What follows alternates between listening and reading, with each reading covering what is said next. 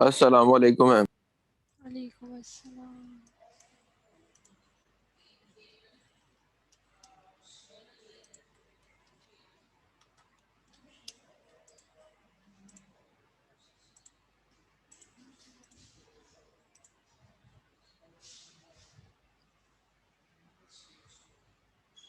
अस्सलाम वालेकुम मैम।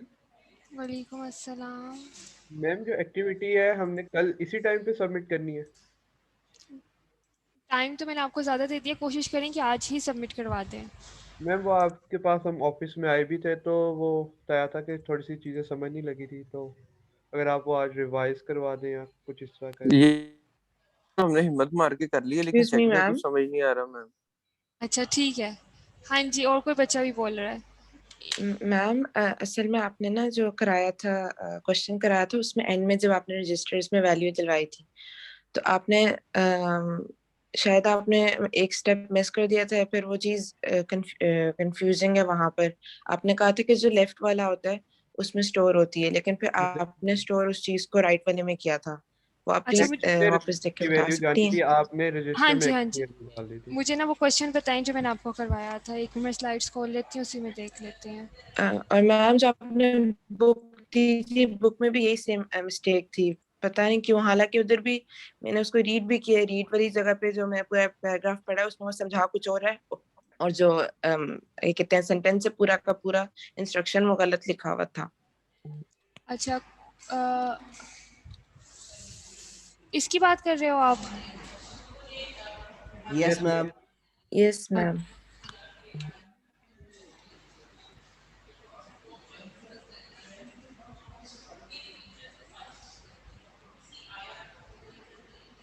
हम्म,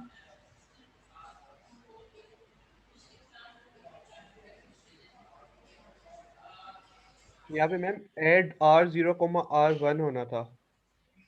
हाँ ठीक है, इधर R1 ही आएगा। ठीक है, ठीक है। Yes ma'am. And next move कर देंगे हम एक्स में R2 को। R1 को, R1 को R1 को, R1 को। R1 को। ठीक है, इधर R1 है। मैम ये सारा एक दफा दोबारा एक्सप्लेन कर दें कि जरा कि थोड़ा सा बर्ड आई व्यू दे दें, क्योंकि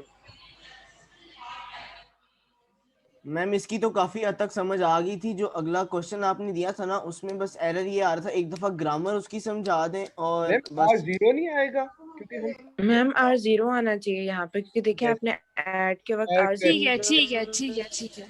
स्टोर यस कराइए वैल्यू।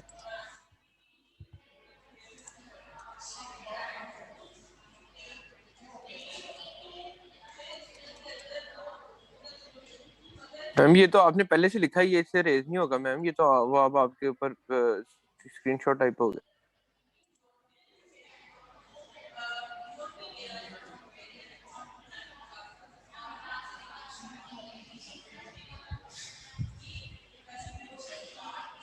ये वाला आप कह रहे हैं ये नहीं हुआ आप लोगों से, जहाँ यस ये मैम, वाला नहीं उसकी हुआ? ग्रामर ग्रामर का बहुत इशू आ रहा था, वो एक दफा समझा दे। अच्छा, कि ग्रामर नहीं जनरेट हुई? अगर सिंटेक्स ट्री आपने बना लिया इसका? मैम वो बनाया, अब मैं आपको दिखा नहीं सकता किस तरह दिखाऊं, बट वो सही है, पता नहीं है कि नहीं है, बनाया तो है मैम। बताएं बस, ये तो आप उसको सबमिट करवाएं ना। ये वाला हो गया आपसे? तो मैम वो आप काट मार्क्स काट लेंगे, उससे बेहतर नहीं है कि मैं आपके पास आके आपको चेक करवा दूं टाइम। एक्सक्यूज मी मैम, ये सबमिट कहाँ कराना है? मैंने आपको ईमेल की थी। अच्छा ठीक है, आपने मुझे ईमेल की थी ना। मैंने ना इसको एलएमएस के ऊपर इसकी बना दी है, क्रेडिट एक्टिविटी 1 के नाम से। ठीक है, सबमिशन। तो आपने उसके अंदर ही इसको करवाना है। अच्छा जी, ये वाला कर लिया आपने? यस मैम, ये हो गया था। तो पिछले वाला भी तो इसी तरह से था, आसान सा वो। उसमें तो कोई, उसमें फ्लोट दिया हुआ था एक नंबर 4.9।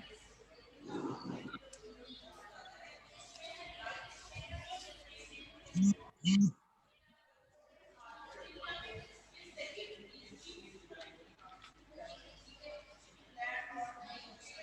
मैम काइंडली ये रिपीट करवा दें, ये एक दफा करवा दें अंडरस्टैंडिंग आप। आ रही सही तरह से ना। मैं आपको करवाती हूँ, मैंने एक दो क्वेश्चंस आपको करवाने हैं, ये वाले मैं अभी करवाती हूँ आपको। Okay ma'am. अब जरा अभी यार एक में जरा शोर कम करी मेरा भाई।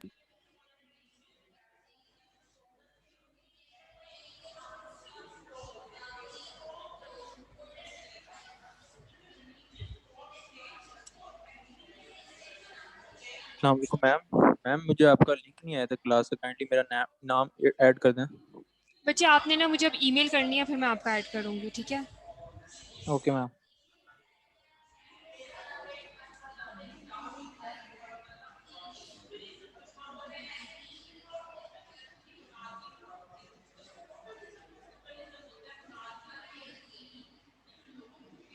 अच्छा जी, एक दो क्वेश्चंस आपको करवा देती हूँ मैं। ये तो अब चले आपकी ग्रेडेड एक्टिविटी का था। अच्छा जी, हम क्या करते हैं, हमारे पास लेक्सिकल एनालाइजर का काम ये है कि क्या करता है, जो भी हम करैक्टर स्ट्रीम इसके अंदर एंटर करते हैं, इसको ये क्या करता है, टोकन की स्ट्रीम के अंदर बना देगा, ठीक है? टोकन की स्ट्रीम जब ये बनाता है तो ये टैग बना लेता है कि ये आइडेंटिफायर 1 है। आइडेंटिफायर से एक तो उसे मेंशन करता है, सेकंड जो उसका नंबर है उसको जो एट्रीब्यूट है वो असाइन कर देता है। सेकेंडली चीज़ ये है कि ये जो है ना, जो ऑपरेटर्स आते हैं इनको ये क्या कर लेता है, इसको भी ये क्या कर लेता है, एक सेपरेट टोकन बना देता है, ठीक है? अब जब हमारे पास ये एक्सप्रेशन जो है, जब हम इसको लेक्सिकल एनालाइजर के अंदर जब हम इसको फीड करेंगे तो इसे क्या करेगा, ये टोकन में बना देगा। ए हमारे पास किस में आ जाएगा, आइडेंटिफायर 1, ठीक है? तो ये वाला भी हमारे पास क्या आइडेंटिफायर है, इसको हम इस तरह से भी लिख सकते हैं, ठीक है? आइडेंटिफायर 1 आ गया, ठीक है? सेकंड हमारे पास क्या है, ये ऑपरेटर है, इसको हम इस तरह से भी लिख सकते हैं और वैसे भी लिख सकते हैं। ये क्या है हमारे पास, आइडेंटिफायर 2 है ये। सेकंड हमारे पास क्या है, ये ऑपरेटर है। ये क्या है हमारे पास, आइडेंटिफायर सी जो है 3 मल्टीप्लाई बाय ये ऑपरेटर आ गया और ये क्या आ गया, 2 आ गया, ठीक है? इसके बाद जब हम इसे क्या करते हैं, ग्रामर होती है हमारे पास, ठीक है? ग्रामर के अकॉर्डिंगली ये क्या करता है, ये इसका क्या करता है, एक पार्स ट्री जो है उसको जनरेट किया जाता है। अगर हम इसका डायरेक्ट पार्स ट्री बनाएं तो वो किस तरह से बन सकता है, सबसे पहले इक्वल टू का साइन है जिसकी वजह से ये क्या हो रहा है, ये सेपरेट हो रहे हैं। इसमें अभी ज़्यादा आपने परेशान नहीं होना कि हमारा ये जो पार्स ट्री है क्या एम्बिगुअस है कि नहीं है। ये जब हम इसके पूरे चैप्टर के ऊपर आएंगे तब मैं आपको उसको डिटेल में बताऊंगी लेक्सिकल एनालाइजर में कि किस तरह से हम कहते हैं कि हमारी ग्रामर जो है वो ठीक है या नहीं है। अच्छा जी, उस्मान कोई क्वेश्चन है आपका? यस मैम ये आइडेंटिफायर 1 और ये जो है ऑपरेटर इसके आगे लगी हैं ब्रैकेट से, बाकियों के आगे क्यों नहीं लगी? ये मैंने मेरा आपको फर्स्ट बताया, लेक्चर है इसलिए मैं पूछ रहा हूँ। ये आप इसको इस तरह से भी लिख सकते हैं और आपको इस तरह से भी इसको लिख सकते हैं। ठीक है मैम, थैंक्स। इधर क्या आ गया, आइडेंटिफायर 1, ठीक है? अच्छा, अभी तो हम इसको डायरेक्टली कर रहे हैं क्योंकि मैंने आपको नहीं बताया कि इसके अंदर ऑपरेटर की किसकी प्रेसिडेंस ज़्यादा है। और लकीली इसके अंदर सारे जो ऑपरेटर्स हैं वो क्या हैं, मल्टीप्लिकेशन के हैं। मल्टीप्लिकेशन के थे या कोई एडिशन का भी था? आई थिंक इधर एडिशन है, ये A प्लस B है। एडिशन था, एक एडिशन का है।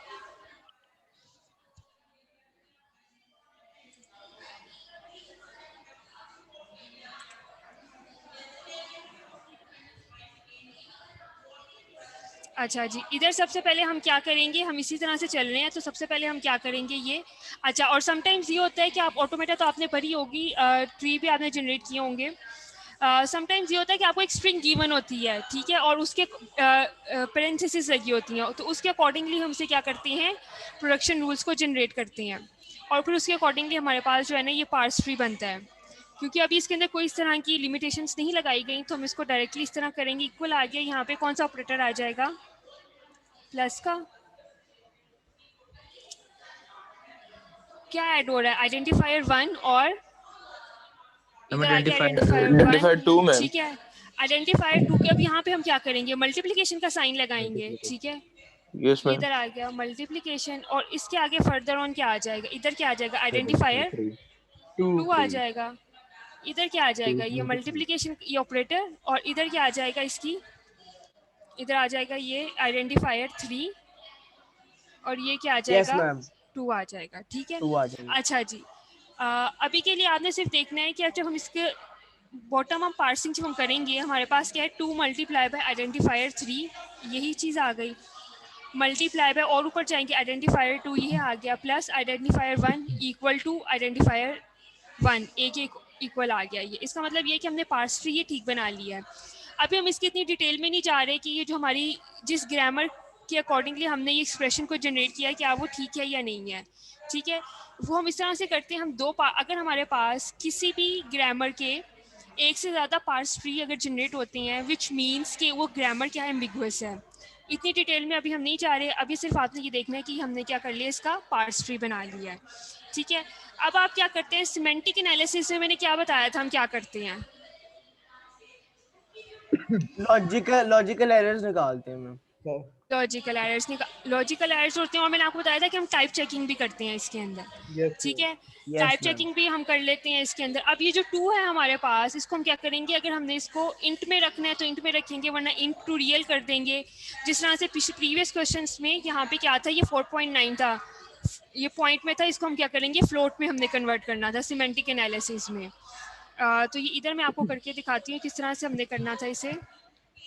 ये क्या आ जाएगा, इक्वल ID1, इधर क्या आ जाएगा प्लस आइडेंटिफायर 1,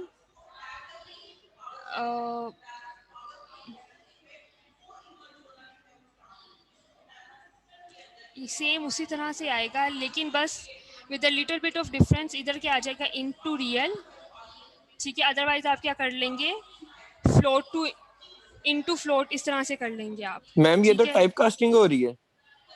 हाँ जी, ये अगर हमें स्टेटमेंट के अंदर गिवन होगा या आपके एक्सप्रेशन में गिवन होगा, तो उसके अकॉर्डिंगली आप इसे क्या करते हैं, इस तरह से यहाँ पे इसको मेंशन कर देंगे। अब क्या करेंगे, आप इसका इंटरमीडिएट, मैम इसके बीच एक्सप्लिसिट और इम्प्लिसिट का कोई चक्कर नहीं है, बस हमने खाली टाइप कास्ट कर देना मैम। इसमें इनटू रियल आया है क्यों भाई, लॉजिक के साथ। अच्छा ये अभी जो हम कर रहे हैं ना, हम इसको सिर्फ ड्राई रन कर रहे हैं, ठीक है। ये जो पूरा आपका एक फेस है ना, लेक्सिकल एनालाइजर, ये पूरा डिटेल्ड में है, सिंटेक्स एनालाइजर पूरा डिटेल में है, जिसकी बाकी डिटेल है वो हम इनके चैप्टर्स के साथ ही करेंगे।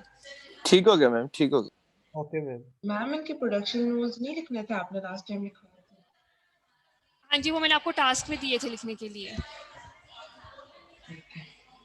मैम अच्छा अभी ये देख लें, इसके बाद क्वेश्चन करें। अब आप क्या करेंगे, इसका ये सिमेंटिक एनालाइजर ये इधर से आएगा ना, ये वाला, ये ट्री पार्स ट्री, ये जनरेट होगा, इसका ये है और इसका ये है, ठीक है। अब हम जब ये इनपुट देंगे किसको, इंटरमीडिएट कोड जनरेटर को, तो वो क्या करेगा, इंटरमीडिएट कोड जनरेटर वो इसका एक इंटरमीडिएट कोड जनरेट कर देगा, जो ना तो हाई लेवल लैंग्वेज के अंदर होगा, ना ही वो किसके अंदर होगा, लो लेवल लैंग्वेज के अंदर होगा, ठीक है। अब इस इंटरमीडिएट कोड को हम समटाइम्स ये भी कहते हैं 3 एड्रेस कोड भी, ठीक है, और इसको हम डैग भी कहते हैं, डायरेक्ट एसाइक्लिक ग्राफ भी, और 3 एड्रेस कोड भी। जो मोस्ट कॉमनली यूज प्रैक्टिस्ड है वो है 3 एड्रेस कोड की। अगर हम इसको 3 एड्रेस कोड में करते हैं तो हमारे पास क्या आ जाएगा,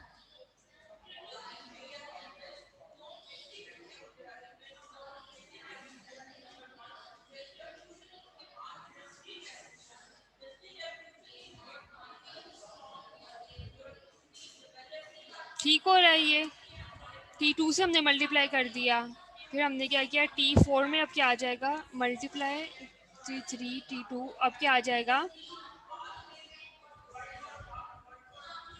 आइडेंटिफायर 1 मल्टीप्लाई बाय T3। पहले इसको मल्टीप्लाई किया, फिर इस टर्म को हमने, अच्छा ये प्लस आएगा, इधर प्लस आएगा, ये प्लस है, इधर प्लस मैम आ गया। क्या ये फिक्स नहीं होता कि हमने 3 ही अपनी सीक्वेंस में लिखना होता है, सिर्फ 3 हाँ, इंस्ट्रक्शंस मतलब में अपने कोड को कंप्लीट करना होता है? आप 3 से कम में भी कर सकते हैं। मैम आपने 4 तक ले गई है ना, तो मैं इसलिए पूछ रहा था। अच्छा ये नंबर ऑफ लाइंस की बात कर रहे हैं आप? अब मैम यस मैम, वो आपने लास्ट अच्छा टाइम कहा नहीं था कि नहीं आपने जो 3 एड्रेस कोड की मतलब बात ये है कि ये 3, ओके मैम, ठीक है मैम, ठीक है। अब कोड ऑप्टिमाइजर क्या करेगा, इस कोड को हम क्या करेंगे, ऑप्टिमाइज करेंगे।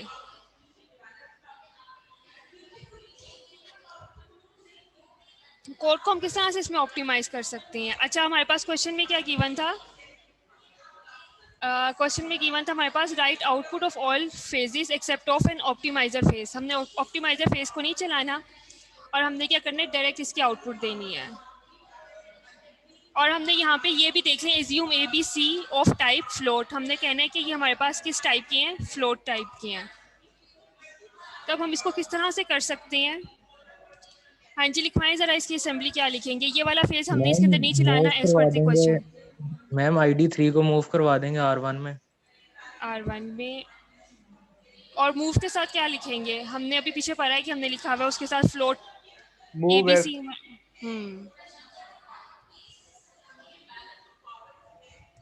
R1 में हमने क्या मूव करवाना है? मैम सी ID 3। ये हमने क्या किया है? ये मैम तो हमने पहले टाइप कास्ट किया ना, इसको रियल में लेके गए, रियल नंबर में लेके गए मैम। Yes ma'am. आप क्या करेंगे? R1 में सबसे पहले किसको मूव करवाएंगे? 2 को 2 को मैम। 2 को। ये जो हैश साइन मैंने इसके साथ लगाया है, इसका मतलब ये है कि जो 2 है हमारे पास, ये क्या है? कांस्टेंट है। चलिए ना लगाएं, कंफ्यूज ही होंगे इसके साथ। अच्छा जी, फिर हमने क्या किया इधर? Move F। हमने क्या किया है? T1 हमारे पास यहाँ पे क्या है? R1, इसको किस में मूव करवा दिया है? ID3 के अंदर। ठीक है, तो R2 इधर आएगा और इसके अंदर हमारे पास क्या आ जाएगा? ID3। अच्छा, ये मैं इसी को देख के लिख रही हूँ। अब क्या आ जाएगा हमारे पास? अब हमने क्या करना है? मल्टीप्लिकेशन करनी है। मैम अब तो मान आ जाएगा R1 R2। यस मैम, पहले मल्टीप्लाई भी कर सकते हैं या पहले आप मूव कर लें, किसी तरीके से भी कर सकते हैं। मल्टीप्लाई करते हैं, इसे किसके साथ करना है हमने मल्टीप्लाई? मैम R1 और मैम R2 R1 with ये ID देखो 3। हम इधर से चल रहे हैं, ठीक है। सबसे पहले हमने क्या किया? रजिस्टर R1 में हमने किसकी वैल्यू मूव करवा दी? 2 की। कांस्टेंट 2 की ठीक है, और उसके बाद हमने क्या किया? ID3 को मूव कर लिया। किसके अंदर करवा दिया? ये ID3 था, R2 में मूव करा दिया मैम, R2 में R2 करवा में। दिया। अब हमने क्या करना है? इन दोनों को मल्टीप्लाई करना है। और इन दोनों के रिजल्ट को मल्टीप्लाई करवाना है मैम ID2 के साथ। C मल्टीप्लाई बाय 2 हमने करना है, ठीक है। अब यस हमने मैम। क्या करना है? ID2 मैम अब को हमने ID2 को मूव करवाएंगे। मैम R3 R2 में।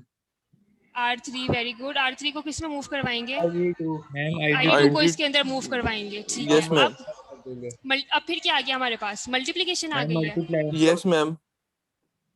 R3, R2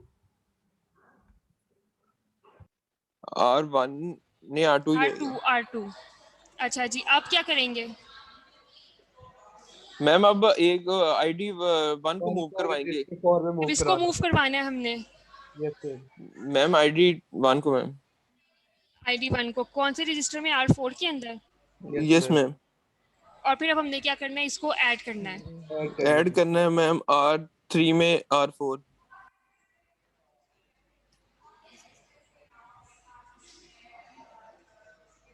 ठीक है, ये अब हमने क्या करना है? इसको एक के अंदर ID1 में मूव करना है। असाइन करना है। हाँ, वेरी गुड। मैम हम ये भी तो कर सकते थे, ऐड R4 R4 R3, उसमें डायरेक्ट ही मूव हो जाना था मैम, एक ही लाइन में। अच्छा, ये हम कर सकते थे अगर हम ये ऊपर कर लेते ना कोड ऑप्टिमाइजर, तो स्टेप्स ऑटोमेटिकली इसके जो थे ना ऑप्टिमाइज हो जाने थे। हमने ये सब कुछ इसको देखते हुए किया है। ये जो हमने इंटरमीडिएट कोड जनरेट किया, उसको देखते हुए हमने असेंबली कोड जो है ना इसको जनरेट किया है। ठीक हो गया मैम। क्लियर हुआ है ये थोड़ा सा? Yes yes ma'am. मैम। एक और एग्जांपल करवा दूं या बहुत है ये? मैम करवा दें, एक और एग्जांपल करवा दें मैम। मैम करवा दे। थोड़ा मैं टाइम देख। मैम बहुत है, बहुत है, करवा ठीक दे है। मैम, बहुत है। नहीं, आगे मैम चलते करवा हैं। दे। मैम करवा दें, जरा बैठ जाएगी क्योंकि अभी इतनी कोई परफेक्शन है, करवा दें मैम। परफेक्शन आपकी हो जाएगी, जैसे जैसे हम आगे चलेंगे आपकी परफेक्शन आ जाएगी इसके अंदर। इतना चलो मुश्किल ठीक है नहीं है मैम। ये। मैम इसकी सबमिशन कल तक कर देंगी? सबमिशन कल तक ही है, टाइम देखो। मुझे क्लास में ना देखो, आपने इस तरह से बातें नहीं करनी, फिर सारा इसका टेम्पो जो है ना लूज हो जाएगा। Okay ma'am, sorry. अच्छा जी, आज का जो हमारा टॉपिक है वो क्या है? Cousins of compiler. ठीक है, वो कौन से हमारे पास जो कंपाइलर के पास जो साथ साथ इसकी चीज़ें, वो क्या है? एक प्री प्रोसेसर है हमारे पास, असेंबलर है, लिंकर है और क्या है? लोडर है, जिसको हम क्या कहते हैं? ये हमारे पास क्या है? कजन्स है कंपाइलर के। ठीक है, प्री प्रोसेसर का मैंने आपको बताया था। प्री प्रोसेसर क्या काम करता है? कौन सा स्टूडेंट बताएगा मुझे ये? Preprocessor accepts the source code as input and is responsible for removing comments and process all preprocessors directive denoted by hash. And Yes, ये basically accept करता है source code as a input और ये responsible होता है removing comments के लिए और नंबर 2 पे process all pre processes directives denoted by hash. Ma'am ये हाई लेवल लैंग्वेज को प्योर हाई लेवल लैंग्वेज में नहीं कन्वर्ट करता? वेरी गुड शरियार, ठीक है। Yes, sir. शरियार ने बिल्कुल वो बात बताई है जो मैंने आपको क्लास में बताई थी। प्री प्रोसेसर क्या करता है कि जब भी हम इसे क्या देते हैं, इसका इनपुट होता है कोई भी हाई लैंग्वेज कोड होता है, ठीक है। हाई लेवल लैंग्वेज इसकी इनपुट होती है, जिसको ये क्या कर देता है, कन्वर्ट कर देता है प्योर हाई लेवल लैंग्वेज के अंदर। वो किस तरह से कन्वर्ट कर देता है कि अगर कोई इसके अंदर आपने ऊपर हेडर फाइल इंक्लूड की होगी तो वो क्या करेगा, उसकी जगह पे वो फाइल जो है वो इंक्लूड कर देगा। सेकेंडली वो क्या करता है, जो मैक्रोस हमने डिफाइन किए होते हैं, ठीक है, उनको वो क्या कर देता है, मैप कर देता है। इसके अलावा जो कमेंट्स होते हैं उसको क्या कर देता है, रिमूव कर देता है। और जो एक्स्ट्रा वाइट स्पेसेस होती हैं उसको भी क्या कर देता है, रिमूव कर देता है, ठीक है। प्री प्रोसेसर हमारे पास एक ऐसा प्रोग्राम है जो क्या करता है, जो इनपुट हमने इसको देनी होती है ना, उसको वो पहले से ही कंपाइलर को जो हमने इनपुट देनी होती है उसको ये पहले से क्या कर देता है, प्रोसेस कर देता है, ठीक है। और अगर हाई लेवल लैंग्वेज हमने इसको क्या की है, हाई लेवल लैंग्वेज अगर इधर आई है तो जो इसकी आउटपुट क्या होगी, वो क्या आ जाएगी, pure high level pure high language, level ठीक है। और ये प्योर हाई लेवल लैंग्वेज हमारे पास किसके अंदर जाती है, कंपाइलर के अंदर जाती है, ठीक है। और ये जो इसकी आउटपुट है प्री प्रोसेसर की, उसे हम क्या कहते हैं, ये प्री प्रोसेस्ड फॉर्म है इनपुट डाटा की। ये जो हमारे पास इनपुट डाटा था जो हमारे पास यूज़ किए जाते हैं दूसरे प्रोग्राम से, जिस तरह से हमारे पास क्या है, कंपाइलर है, ठीक है। अच्छा, अब प्री प्रोसेसर क्या काम करता है, मैक्रो प्रोसेसिंग करेगा, फाइल इंक्लूजन करेगा, रैशनल प्री प्रोसेसिंग करेगा इसके अंदर, और क्या करेगा, लैंग्वेज एक्सटेंशन करेगा। मैक्रो प्रोसेसिंग आपके पास क्या होता है, मैक्रो प्रोसेसिंग, अच्छा पहले आप बताएं क्या आइडिया आपको मैक्रो प्रोसेसिंग से रिलेटेड, कि हम कोई भी मैक्रो जो होता है उसको हम क्या कर देते हैं, बेसिकली डिफाइन कर देते हैं, ठीक है। इसमें क्या है, आपके पास मैक्रो एक रूल होता है, एक पैटर्न होता है जो आपको पास स्पेसिफाई करता है कि आपने किस तरह से एक सर्टन इनपुट सीक्वेंस को आपने क्या करना है, मैप करना है आउटपुट सीक्वेंस के अकॉर्डिंगली, ठीक है। अच्छा, इसमें क्या होता है, ये जो मैपिंग प्रोसेस है हमारे पास, लेट्स सपोज अगर मैं इस तरह से डिफाइन कर देती हूँ एक मैक्रो डिफाइन, इसमें क्या होता है हमारे पास जो इसका टेम्पलेट होता है, हम डिफाइन लिखते हैं, यहाँ पे हम उसका नाम लिखते हैं, ठीक है।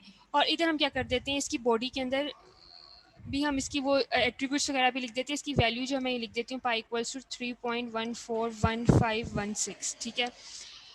कुछ भी, ठीक है। ये मैंने क्या कर दिया, एक मैक्रो जो है इसको डिफाइन कर दिया है। अब जो मैपिंग प्रोसेस है वो क्या करता है, वो इस मैक्रो को क्या करेगा, इंस्टेंशिएट करेगा, ठीक है। और वो क्या करेगा, इनटू स्पेसिफिक आउटपुट सीक्वेंस, ठीक है। जब पाई की वैल्यू को, जब ये वैल्यू वो असाइन करेगा, नहीं, हम इसकी वैल्यू में चेंज कर दूँ 3.15 कर दूँ, ठीक है। और वो जो जब वो इन स्टेप्स को क्या करेगा, एग्जीक्यूट करेगा, तो उससे हम क्या कहते हैं, वो क्या है, मैक्रो एक्सपेंशन है।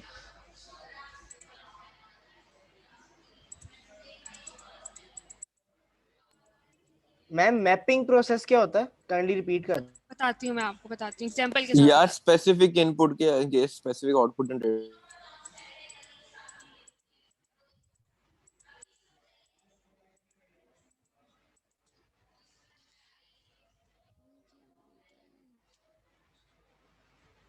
अच्छा जी,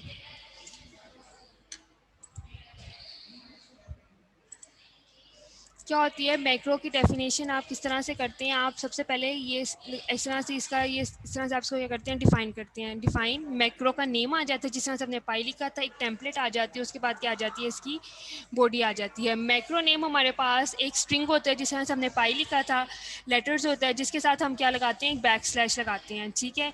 और इसकी टेम्पलेट में हम कोई भी स्ट्रिंग ऑफ करेक्टर्स जो है वो हम ले सकते हैं, ठीक है। और इसके अंदर हम क्या करते हैं, पैरामीटर्स भी पास करते हैं, ठीक है। और इसकी बॉडी के अंदर हम ये भी बता देते हैं कि फर्स्ट वाली चीज़ ये बोल्ड होनी चाहिए, इटैलिसाइज्ड होनी चाहिए, ठीक है। अपने अकॉर्डिंगली हम इसके पैरामीटर्स की इसकी बॉडी के अंदर भी हम डिफाइन कर देते हैं, उसको हमने किस तरह से करना है।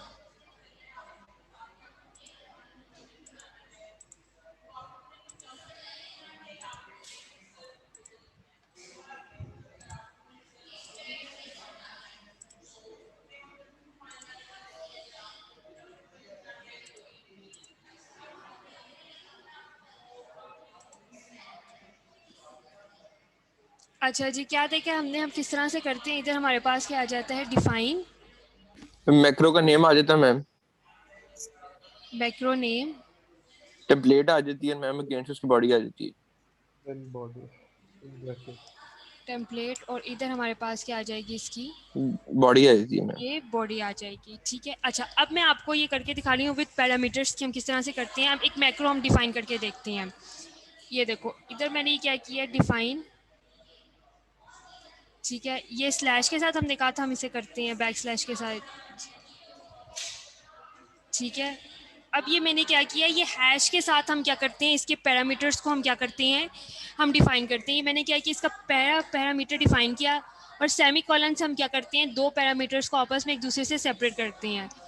ये क्या किया, दूसरा पैरामीटर देखा किया, और ये क्या किया, तीसरा पैरामीटर किया। जहाँ पे हम पैरामीटर्स को हम डिफाइन कर देते हैं उसके एंड पे हम क्या करते हैं, ये एक डॉट लगाते हैं जिसे हम पीरियड कहते हैं, ठीक है। अब इसकी बॉडी के अंदर हम क्या करेंगे, ये बॉडी पार्ट इसका स्टार्ट हो गया, ठीक है। इसके अंदर सबसे पहले ये है कि अब मैं ये चाहती हूँ कि ये वाला पार्ट जो है मेरे पास ही क्या आ जाए, इटैलिसाइज्ड हो, ठीक है। तो इसको हम इस तरह से लिख देंगे, ठीक है। इधर क्या आ जाएगा, और मैं चाहती हूँ इस तरह से आए J.ACM, ठीक है। और मैम सेकंड पार्ट ये मैम सॉरी काट रहा हूँ, मैम ये बैक स्लैश के बाद क्या लिखा है? आई, अच्छा जी। इधर क्या आ जाएगा आपके पास, ये इधर हम क्या लिख देंगे, ये बोल्ड फेस। अच्छा, ये बेसिकली आपने लेटेक्स का नाम कभी सुना है? फॉर्मल डॉक्यूमेंट्स हम लेटेक्स के अंदर लिखते हैं। इसी तरह से एक लैंग्वेज है टेक्स्ट, ठीक है। ये उसके अकॉर्डिंगली मैंने इसको क्या किया, इसकी मैं ये दे रही हूँ। बेसिकली जिस तरह से आपके HTML में टैग्स होते हैं, इसी तरह से इस तरह से इसमें टैग्स डिफाइन होते हैं। ये मेरा ख्याल है इसका आई ही आता है इटैलिसाइज्ड का।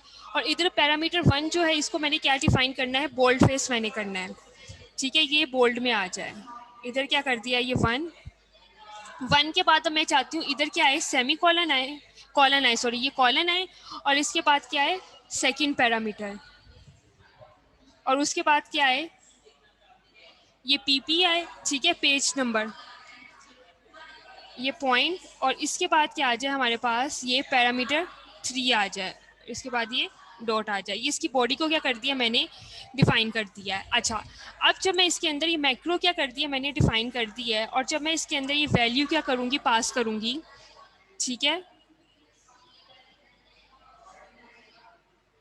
ये 17 4, ये 3 पैरामीटर्स मैं पास कर रही हूँ, 715 728, ठीक है। अच्छा, अब ये मैक्रो क्या करेगा, जो मैक्रो एक्सपेंशन की बात थी, ठीक है। अब जब वो इसके ऊपर ये मैप करेगा ना इसको, ये जो हमने ये बात की थी, the mapping process that instantiate a macro into a specific output sequence is known as macro expansion। ये अब हम इसकी macro expansion ही करने लगे हैं, जब मैंने इसके पैरामीटर्स ये पास किए हैं, और अब ये इस सीक्वेंस के अकॉर्डिंगली मुझे क्या देगा, आउटपुट देगा, उसे हम क्या कहेंगे, मैक्रो एक्सपेंशन है। तो अब जो आउटपुट आएगी वो इस तरह से आ सकती है, जो हम एक्सपेक्ट कर रहे हैं, देखना जो हमने डिफाइन किया था मैक्रो, उसके अकॉर्डिंगली ये इस तरह से आ जाएगी। ये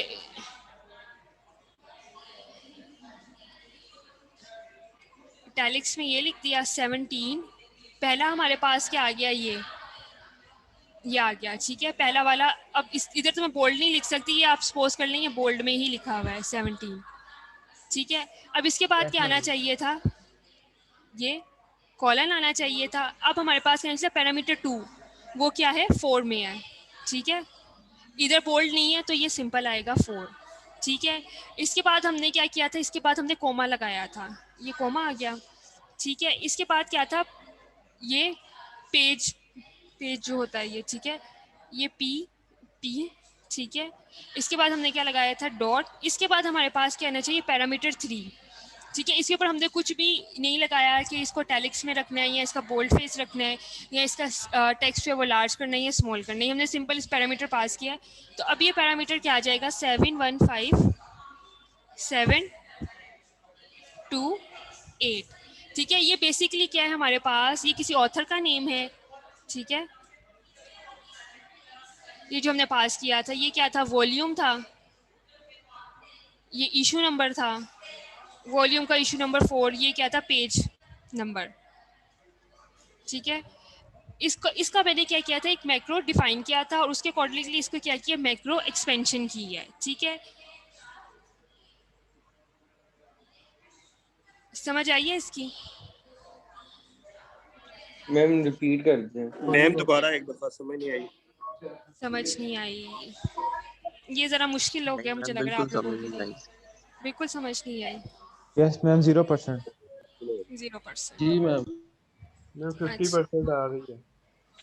मैम बाउंसर लगा है। मैम ये आपसे कहा था कि काइंडली आप कोशिश करें कि ये क्लासेस की ऑनलाइन ना हो। तो मैम पहले भी ऑटोमेटा में भी इसी तरह हुआ था, उसका भी पूरा सेमेस्टर में कुछ पल्ले नहीं पड़ रहा था। अभी मैम ये कंपाइलर आप ट्राई पता करें उसका कि ये ना हाइब्रिड करते हैं। भाई सही कह रहे हैं, ये ऑनलाइन ही मैम को समझ आ रही मैम है। कुछ समझ नहीं आती है, बाद में फिर एंड पे ग्रेड भी हमारा इस वजह से खराब होता है। ऑटोमेटा में भी मैम समझने वैसे अब अभी एंड पे कुछ पोर्टल कुछ पे समझ तो आया, कुछ समझ ही हाइब्रिड नहीं ही आ आता रही था है। फिर। मैम अच्छा काफी ये सारे टीचर्स ने करवाया है अपना जो है ना ऑनलाइन से हाइब्रिड करवाई है। डॉक्टर अच्छा ताहिर हसन साहब ने भी करवाई है ऑनलाइन क्लास भी डेटा में उनकी तो उन्होंने हाइब्रिड करवा ली है। ठीक है। अच्छा मैं आपको थोड़ी सिंपल एग्जांपल से समझाने की कोशिश करती हूँ। अगर आपके पास इस तरह से पाई की वैल्यू क्या होती है, हमारे पास 3.14 होती है, ठीक है, और मैं इसको डिफाइन करना चाहती हूँ 3.1415 के अकॉर्डिंगली, ठीक है, जो सिंपल हम सी में कोड लिखते हैं, सी की कोडिंग के साथ मैं आपको ये समझा रही हूँ, ठीक है। अच्छा अब ये मैंने क्या करती है, ये तो प्री प्रोसेसर क्या करेगा, जब इसके पास ये कोड आएगा ना तो ये जो फाइल है stdio.h इसको क्या कर देगा, इंक्लूड कर देगा, और ये जो मैक्रो क्या होगा, इसके जो स्टैंडर्ड डिफाइन किए होंगे उसके अकॉर्डिंगली क्या कर देगा, इस मैक्रो को इंस्टेंशिएट कर देगा और मैक्रो को क्या कर देगा, इसकी मैपिंग कर देगा, ठीक है। अच्छा वैसे इसमें कोई मुश्किल चीज नहीं है।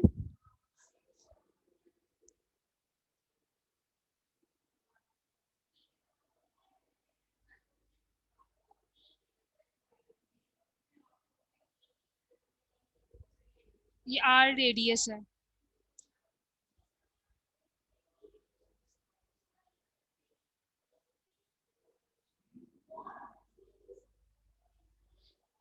अच्छा जी, अब जब यहाँ पे हम एरिया लिखेंगे तो ये जो पाई की वैल्यू जब मैं यहाँ इधर लिखूंगी मल्टीप्लाई बाय आर, ठीक है, तो ये जो पाई की वैल्यू इसको मैप किया जाएगा इसके, ये जो डिफाइन की हुई है ना हमने इसकी वैल्यू मैक्रो की, इसके अकॉर्डिंगली, और उसके बाद इसको क्या करेगा, ये प्रिंट कर देगा एरिया, ठीक है। ये एक सिंपल सा है कि हमने क्या किया है कि इस तरह से हम क्या करते हैं, मैक्रो को डिफाइन करते हैं। ये वाला मैक्रो जो है मैंने आपको डिटेल में बताया है कि हम किस तरह से करते हैं, ये सी में बताया आपको, ये मैंने आपको मैम बताया पिछला टेक्स्ट लेटेक्स था। लैंग्वेज में। हाँ एक लेटेक्स होता है उसी तरह से एक टेक्स्ट होता है, ठीक है, ये उसके अंदर है, लेटेक्स में भी इसी तरह से काम होता है, ठीक है, ये इसमें। अच्छा जी, इसमें क्या किया हमने, ये मैक्रो नेम डिफाइन किया है, उसमें हमारे पास यहाँ पे मैंने पैरामीटर्स नहीं किए थे, इधर मैंने क्या किया, पैरामीटर्स भी इसके डिफाइन कर दिए, पैरामीटर 1, 2 और 3। पैरामीटर 1 में क्या था, वॉल्यूम था, पैरामीटर 2 में क्या था, इसका इशू नंबर था, और पैरामीटर 3 में क्या था, पेज नंबर था, ठीक है। और उसके इसकी बॉडी भी हम लिख सकते हैं, अगर मैं ये बॉडी ना लिखूं तो शायद आप इतना कंफ्यूज ना हो कि इसका जो फर्स्ट वाला है, ये जो वॉल्यूम है, इसको क्या करना है, बोल्ड करना है, ठीक है, कॉलन लगाना है, फिर क्या करना है, इशू नंबर लिखना है, फिर पेज नंबर लिखना है, जो यहाँ पे इस तरह से आ जाएगा, डॉट के बाद ये पेज नंबर आ जाएगा, ठीक है, ये इटैलिक में आ जाएगा आपके पास, और बाकी ये इस तरह से आ जाएगा। अब कुछ समझ आई है या अभी भी नहीं आई?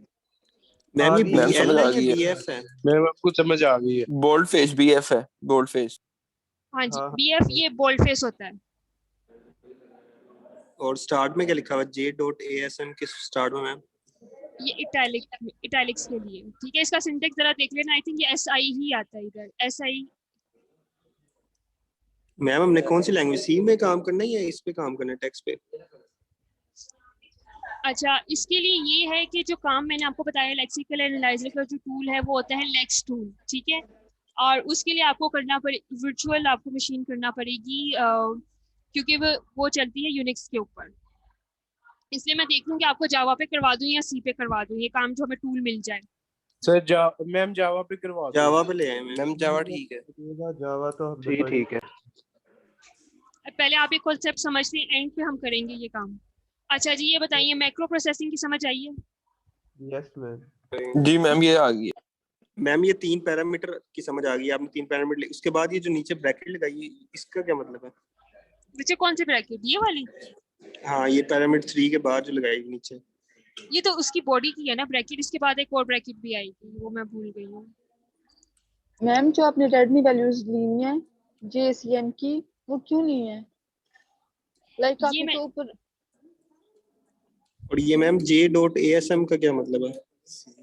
वैसे ही एक ऑथर और का नेम। दिया हुआ है। ये बेसिकली हमने क्या किया, एक मैक्रो डिफाइन किया एक ऑथर का नेम से कि उसकी कोई लेट्स सपोज अगर कोई बुक है तो वॉल्यूम कौन सा है, इशू नंबर कौन सा है और कौन सा पेज नंबर है। ठीक है, ये बेसिकली सिंपल सा हमने क्या किया, मैक्रो डिफाइन किया है।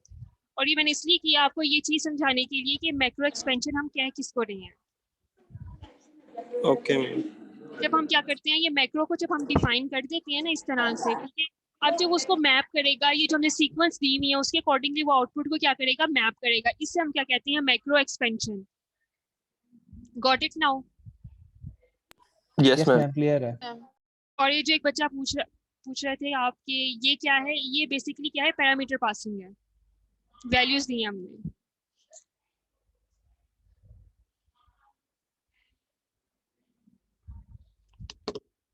अच्छा जी, सेकंड काम क्या करता है बेसिकली हम, अच्छा ये इतने ही कॉम्प्लेक्स काम आपका जो है ना कंपाइलर, ये प्री प्रोसेसर से पहले ये काम जो है ना ये हो जाता है कि मैक्रो एक्सपेंशन सारी हो जाती है। बहुत सिंपल, जिस तरह से ये तुमने बहुत सिंपल सा ये पाई की वैल्यू वाला किया मैक्रो, बट सब मैक्रोस इतने सिंपल नहीं होते, कुछ कॉम्प्लेक्स भी होते हैं।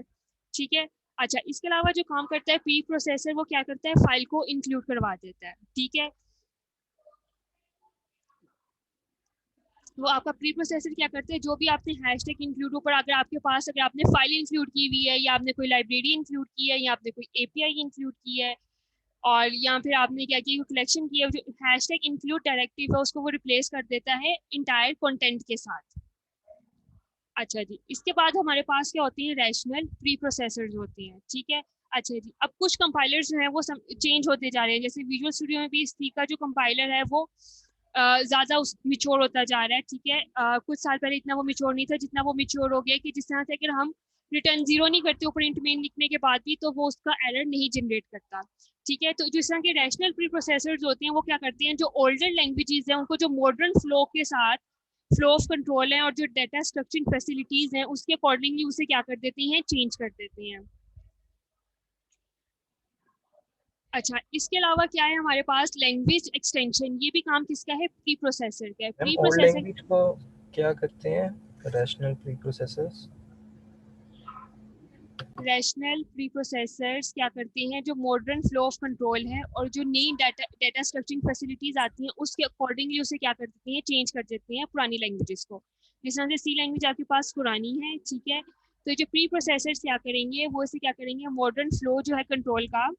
ठीक है, अब आप ये देखिए असेंबली का फ्लो ऑफ कंट्रोल क्या होता है, थोड़ा डिफरेंट होता है, और जो आपके पास दूसरे जीसीसी कंपाइलर या आपको टर्बो सी कंपाइलर है उसका बिट डिफरेंट होता है। ठीक है, तो अगर आपके पास कोई ओल्डर लैंग्वेज है तो उसका वो क्या करते हैं, चेंज कर देते हैं मॉडर्न फ्लो ऑफ कंट्रोल के अकॉर्डिंगली और उसकी डाटा स्ट्रक्चरिंग के अकॉर्डिंगली। अच्छा, इसके अलावा हमारे पास है लैंग्वेज एक्सटेंशन। ये काम भी किसका है, प्री प्रोसेसर का है। अच्छा जी, इसमें क्या करते हैं, हमारा प्री प्रोसेसर क्या करता है, हमारी लैंग्वेज को बेसिकली क्या करता है, एक्सटेंड करता है। इसके अंदर कुछ कैपेबिलिटीज हैं वो ऐड कर देता है, जिस तरह से कुछ बिल्ट इन मैक्रोज होते हैं उसको वो ऐड कर देता है। क्या मतलब है इस चीज का, बिल्ट इन मैक्रोज आपके पास क्या भी होते हैं, जिस तरह से आपके पास एक इफ स्टेटमेंट है। ठीक है, ये जो एक रिजर्व वर्ड डिफाइन कर दिया गया है, ठीक है, इसकी जो डेफिनेशन है वो उसको क्या कर देगा, ऐड कर देगा। जो फॉर आप एक यूज करते हैं फॉर लूप के साथ, ठीक है, जिस तरह से एक वाइल का वर्ड है, ठीक है, उसको ये करते हैं मैम, यानी कि कीवर्ड्स को, मैम कीवर्ड्स को भी और बिल्ट इन मैक्रोज को भी। कीवर्ड्स को इसने यहाँ पे बिल्ट इन मैक्रोज कहा हुआ है। ठीक है, अच्छा इसकी एग्जांपल क्या है, जिस तरह से आपने तो सीक्वल की बात की होगी ना, एसक्यूएल को सीक्वल कहते हैं। ठीक है, यस मैम। लैंग्वेज थी इक्वल। ठीक है, 19 क्या था, is a database query language जो एम्बेडेड थी किसके अंदर, सी के अंदर। ठीक है, उसमें जो हमारे पास अभी तो आप ये करते हैं ना, जब आप एक कनेक्शन बना लेते हैं, चाहे आप सी शार्प में काम कर रहे हो, सी प्लस में काम कर रहे हो, या एंड्रॉइड में काम कर रहे हो, या आप PHP में काम कर रहे हो, या आप जावा में काम कर रहे हो। ठीक है, आप एक कनेक्शन स्ट्रिंग बना लेते हैं अपने डेटाबेस के साथ, इसी तरह करते हो, कनेक्शन एस्टेब्लिश करते हैं डेटाबेस के साथ। ठीक है, यस मैम। ठीक है, जब पहले जी मैम, सी ऐसे ही जो करते हैं। अर्ली लैंग्वेज है हमारी, ठीक है, उसमें क्या होता था, जब इक्वल लैंग्वेज थी जिसमें हमारे पास डबल हैश आता था, तो उसको हम ऐसा कंसीडर करते थे कि ये क्या है, हमारे पास ये डेटाबेस एक्सेस स्टेटमेंट्स हैं। ठीक है, जबकि सी में और या सी शार्प में, सी प्लस प्लस में हम इस तरह से नहीं करते। इसमें हमारे पास क्या होती है, इसको ट्रांसलेट किया जाता था प्रोसीजर कॉल्स और रूटीन्स के अंदर, जो परफॉर्म क्या करती थी, डेटाबेस एक्सेस करती थी। अगर हैश डबल हैश लगा दी ना किसी स्टेटमेंट के साथ, तो उसको कंसीडर कर दिया जाता था कि ये डेटाबेस के साथ इसकी क्या है, कनेक्टिविटी है। तो वो बाकी की जो इसकी एक्सटेंशन थी वो प्री प्रोसेसर ही किया करता था। फॉलो करिए इस चीज को। मैम इसको हम रूल्स ऑफ प्रोग्रामिंग भी तो कह सकते हैं। कंपाइलिंग की कहेंगे, प्रोग्रामिंग की नहीं। एक बार जरा ये एग्जांपल पढ़ें जरा खुद से।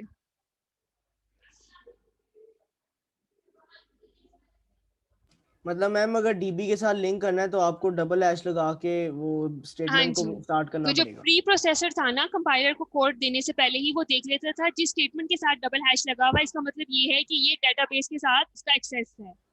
ठीक है, database yes access ma'am. Statements हैं ये। ठीक है, क्लियर है सबको? Ma'am yes yes ma'am. Yes ma'am.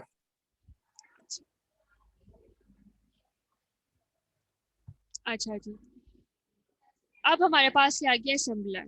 ठीक है, असेंबलर क्या करता है? मैम वो जो सारा कोड होता है उसको इकट्ठा कर लेता है मैम। लो लेवल लैंग्वेज में कन्वर्ट कर देता है। Yes ma'am. Low level language.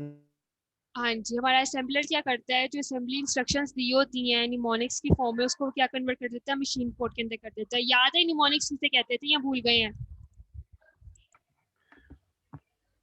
भूल गए मैम शायद बच्चे। ये जो अभी आपने पीछे यूज किए इंस्ट्रक्शंस, ये मूव की थी, ये जो मल्टीप्लाई की थी, इस तरह की जो स्टेटमेंट्स होती हैं, कुछ याद आ यस रहा है? मैम। इसको कहते हैं। ठीक है, वो इन सब चीजों को क्या कर देता है, कन्वर्ट कर देता है मशीन। असेंबलर का बेसिकली काम ही होता है, जो असेंबली लैंग्वेज में कोड लिखा होता है लो लेवल लैंग्वेज के अंदर, उसको ये कन्वर्ट कर देता है मशीन कोड के अंदर। हमारे पास ये होते हैं दो तरह के असेंबलर्स, जिस तरह से हमने देखा था हमारे पास ये दो तरह से कंपाइलर्स हैं, वन पास कंपाइलर और मल्टी पास कंपाइलर। इसी तरह से हमारे पास क्या है, टू टाइप्स के असेंबलर्स हैं। एक असेंबलर है जिसे हम क्या कहते हैं, वन पास असेंबलर, और एक असेंबलर है जिसे हम क्या कहते हैं, टू पास असेंबलर। जो वन पास असेंबलर है हमारे पास, बेसिकली वो क्या करता है कि जब भी इसमें से कोड को गुजारा जाता है ना, तो वो उसको क्या कर देता है, वो इंस्ट्रक्शन की जो लोकेशन है ना, स्टोरेज लोकेशन, वो उसको क्या कर देता है, लोकेट कर देता है। ठीक है, इसमें क्या होता है, हमारे पास असेंबली कोड में जो हमारे पास ये जो निमोनिक वर्जन होती है, जिस तरह से मूव है, मल्टीप्लिकेशन है, ऐड है, ठीक है, इसमें बजाय से कि हम इसको मशीन कोड के अंदर लिखे, वन पास के अंदर, असेंबलर के वन पास के अंदर इसको एज इट इज इस तरह से आइडेंटिफायर्स के तौर पे, ठीक है, लिखा जाता है।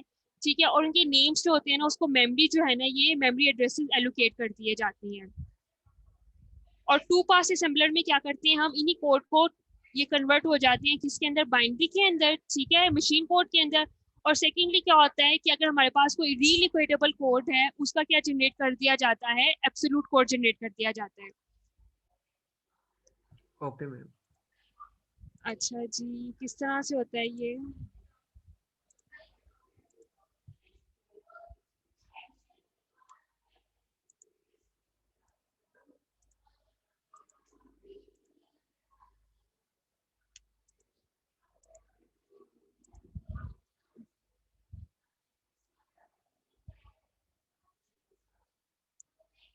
क्या बताया मैंने आपको, वन पास असेंबलर के अंदर ये क्या करता है, जो भी हमने कोड लिखा होता है ना असेंबली लैंग्वेज के अंदर, ठीक है, लेट्स सपोज अगर हमने एक लैंग्वेज जो है ना, हमारे पास एक स्टेटमेंट इस तरह से है, b इक्वल्स टू a+2, ठीक है, इसका असेंबली कोड क्या आएगा,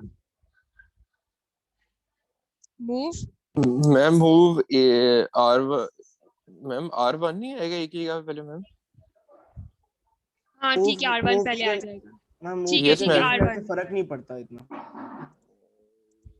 लेकिन मैंने आपको ये बताया है कि लेफ्ट में हम स्टोर करवाते हैं, ज्यादा प्रैक्टिस भैया फॉलो की जाती आपने सीए नहीं पढ़ी हुई अब्दुल अब?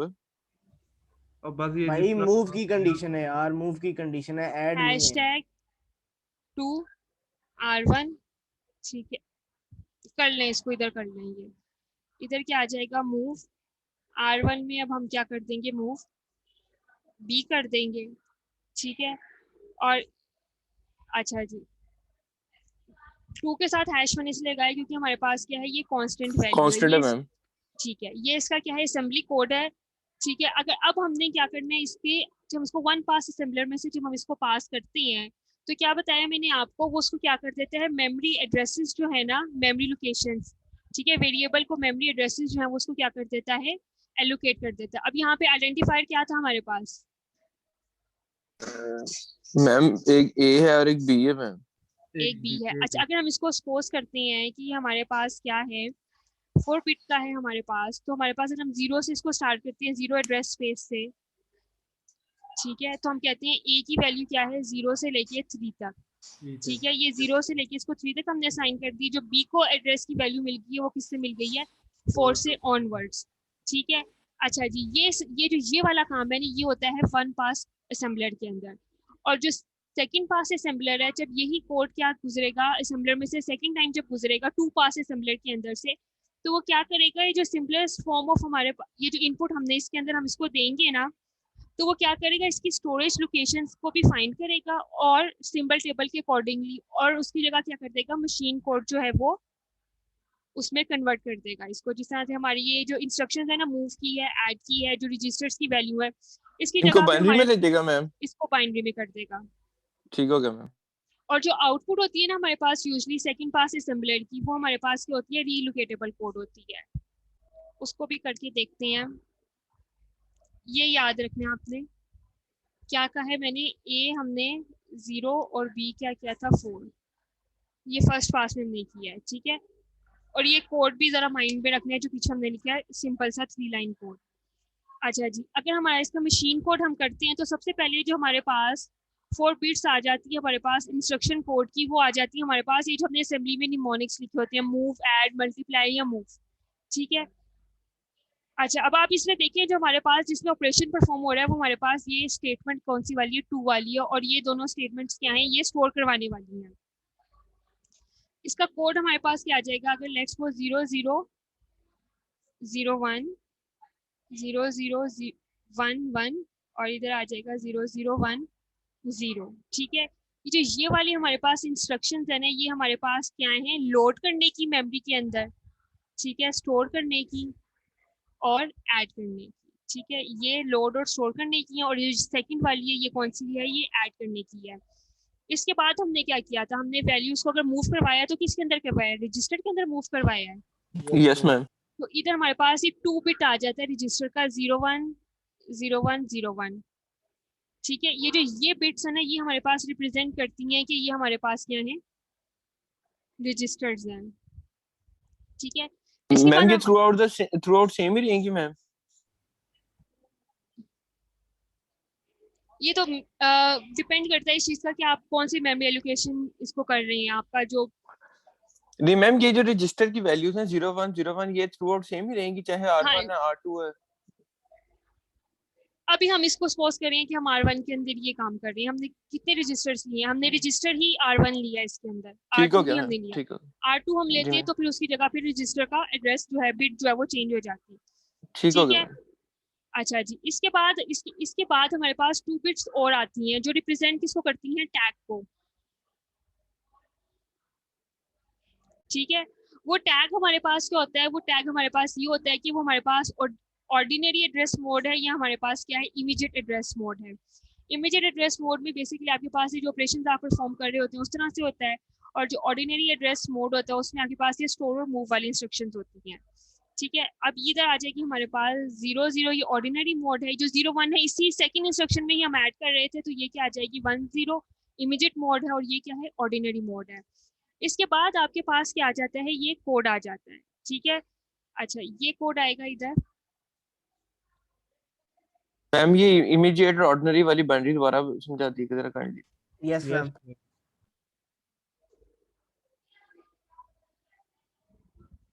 अच्छा,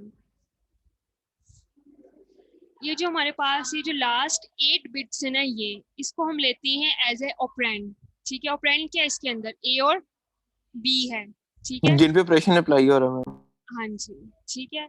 ये जो लास्ट वाली 8 बिट्स है ना, ये वो होती हैं, ठीक है। अगर इनके साथ क्या लगा हो मशीन कोड के अंदर, इधर क्या लगा हो, स्टैटिक लगा हो, ठीक है। अगर इसके साथ स्टैटिक लगा हो तो इसका और ये जो 8 बिट्स है ना, ये रेफर कर रही होती है इनके मेमोरी एड्रेसेस को, ठीक है। अगर इसके साथ स्टैटिक लगा हुआ है तो इसका मतलब ये है कि ये रीलोकेटेबल है, ये एब्सोल्यूट नहीं।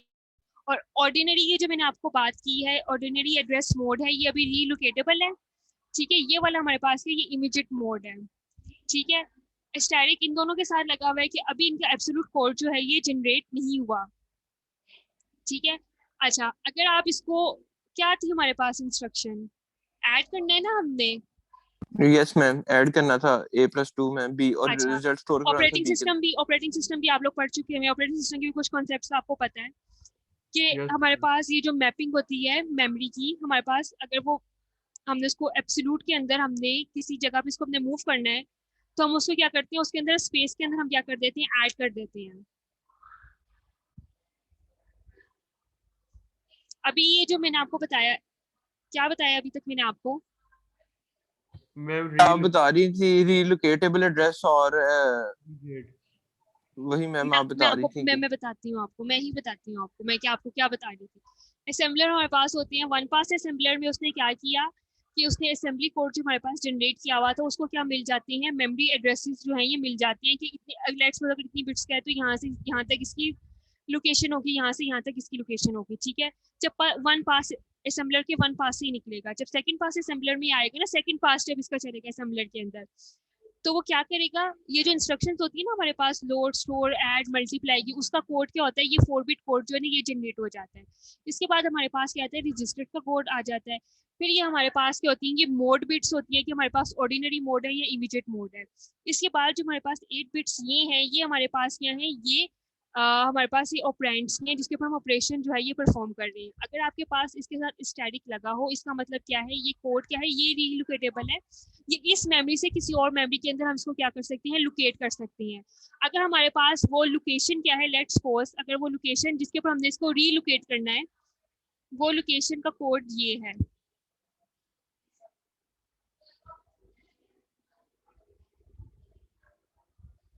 ठीक है। तो अब जब हम इसको ऐड करेंगे, बाइनरी एडिशन तो आती है ना, मैम वो तो आती है, लेकिन ये क्या जनरेट हुआ है ma'am, relocatable code. Relocatable code अभी हम कर रहे हैं इसका जनरेट, ये रीलोकेटेबल कोड है, हम इसका एब्सोल्यूट कोड की तरफ जा रहे हैं। अब्दुल अब बीच में ना बोलेंगे यार।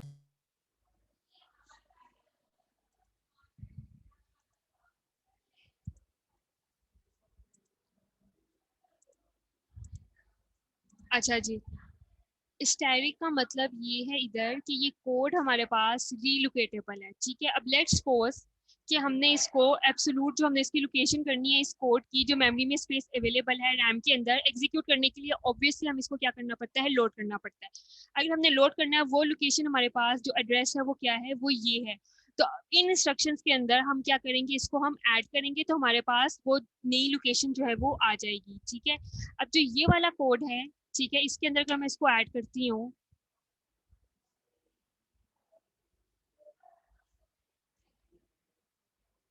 ठीक है, तो कोड हमारे पास ये आ जाएगा जब इसकी बाइनरी एडिशन परफॉर्म करेंगे, जो हमारे पास क्या है, 15 है, पहले क्या थी वो 0 थी, ठीक है। इसके बाद अगर हम इसकी ये जो लोकेशन हमें मिली है, ठीक है, लोकेट, इस लोकेशन में हमने इसको लोकेट करना है, अगर मैं इसके अंदर इसको ऐड करूंगी क्योंकि स्टार लगा हुआ है, ये रीलोकेटेबल है, तो वैल्यू क्या आ जाएगी,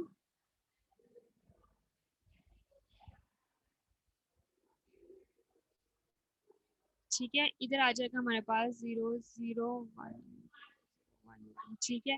ये हमारे पास क्या है, ये 19 है, पहले क्या थी हमारे पास, 0 थी और 4 थी, अब क्या आ गई हमारे पास, 15 और 9 आ गई, ठीक है। अगर आप इसको बाइनरी में आप कन्वर्ट करके देख लें, ये 2 ही आएगी, ये वाली जो है, ठीक है। अच्छा जी, अब ये जो हमारे पास, अब जब हम ये कोड लिखेंगे ना, यही वाला एज इट इज कोड, तो ये हमारे पास इस तरह से लिखा जाएगा, 0 0 0 1 0 1 0 0, और ये जो नया, इसको अब हमने इसको एब्सोल्यूट कोड में कन्वर्ट कर दिया है, 0 0 0 1 1 1 1, और इधर क्या आ जाएगी हमारे पास, 0 0 1 1,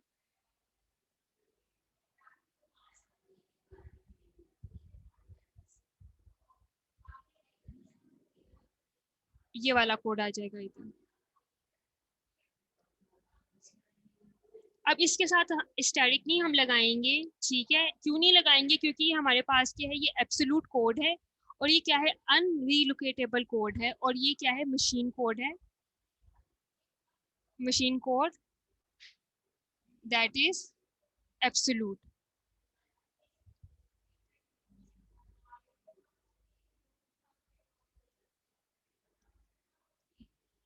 हाँ जी, क्या कहा था हमने कि हमारे पास सबसे पहले क्या आता है, प्री प्रोसेसर में हमारे पास इनपुट आती है, कोई भी इंस्ट्रक्शन आती है, वो उसे क्या करेगी, हाई लेवल लैंग्वेज में कोड दिया होगा उसको प्योर में कर देगी। प्री प्रोसेसर की हमने काम देख ली है, उसने फाइल इंक्लूड करनी है, उसने मैक्रो एक्सपेंशन करनी है, मैक्रो भी करके देख लिया, ठीक है। रैशनल प्रोसेसिंग भी हमने करके देख ली कि अगर आपके पास लैंग्वेज एक्सटेंशन भी हमने करके देख ली इसके अंदर, ठीक है। अब उसके बाद क्या आता है, ये कंपाइलर के पास आता है, कंपाइलर के पास जो कोड आ जाता है आपका, उसके बाद ये कोड किसके अंदर जाते हैं, असेंबलर के पास, ठीक है। कंपाइलर की फेजेस भी हमने देख ली है। कंपाइलर के फेजेस के बाद आपका ये कोड आ जाता है असेंबलर के पास। असेंबलर में हमने कहा है कि हमारे पास एक असेंबलर का लगता है वन पास के अंदर उसको मेमोरी एड्रेसेस जो हैं ऑपरेंड्स को वो क्या कर दी जाती हैं, असाइन कर दी जाती हैं। उसके बाद क्या होता है, उसका एक रीलोकेटेबल कोड जो है वो जनरेट किया जाता है, ठीक है। उस रीलोकेटेबल कोड के बाद हम क्या करते हैं, उसको मशीन कोड के अंदर जब हम कन्वर्ट करते हैं, तो जो एब्सोल्यूट कोड है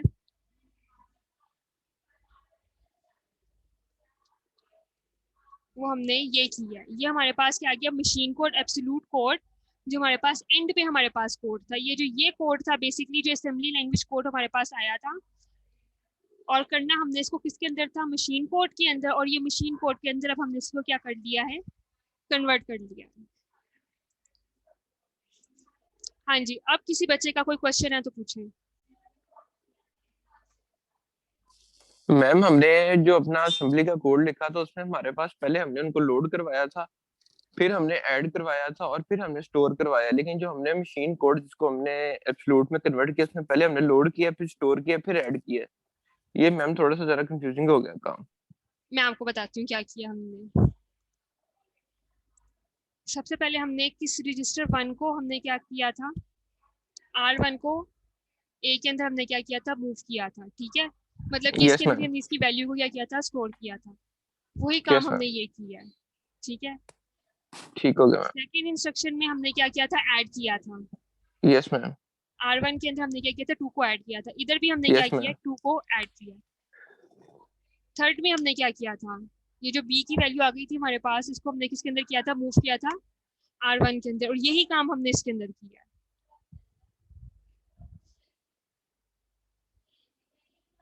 ठीक हो गया मैम। मैम जो रजिस्टर्स के बाद वैल्यू लिखी है 001000, ये किस वो चीज की वैल्यू है, टैक्स की? ये वाली, ये मोड है आपके पास। मैम मोड किस पे डिपेंड करता है, जैसे मूव, ऐड और? अच्छा, अगर आपके पास जिस तरह से मूव है, स्टोर है, ठीक है।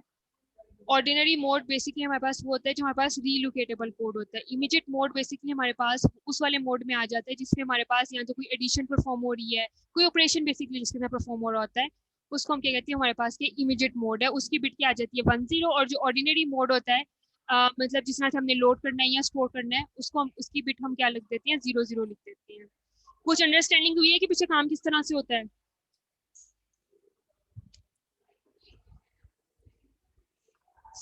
मैम सोई हुई है मैम।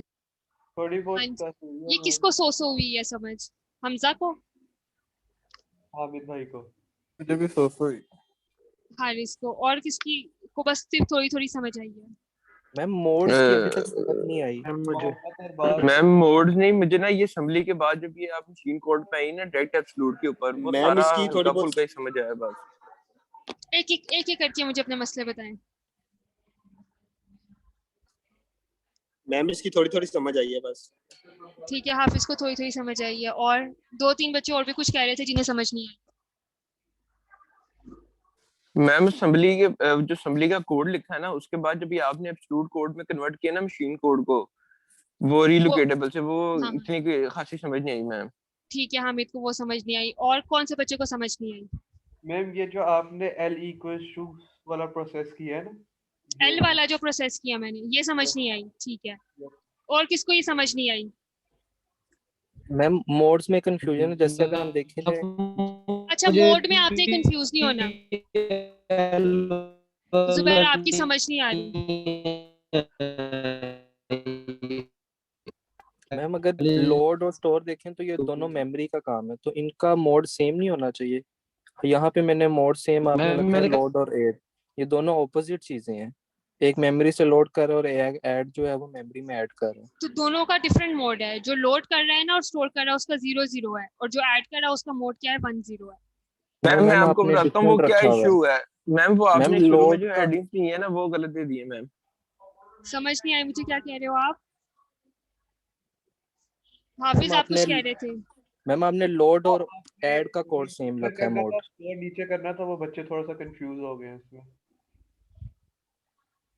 अच्छा जी, एक आपको मसला आ रहा है इसके अंदर, ये जो मोड बिट है उसके अंदर।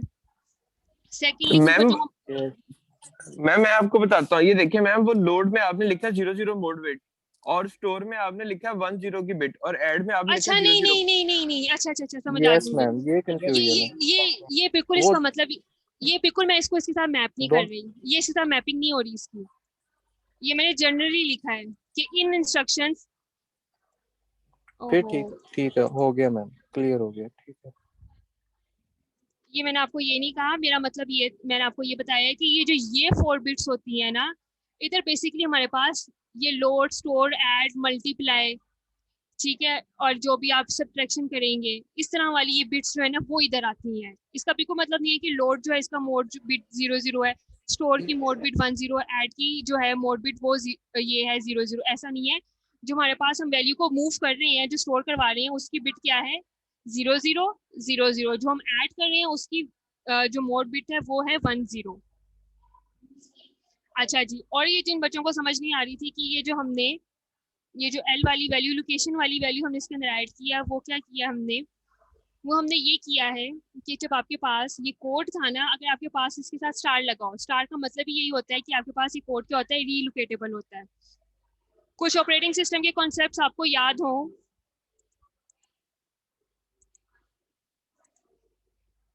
किस बारे में मैम? मेमोरी से रिलेटेड।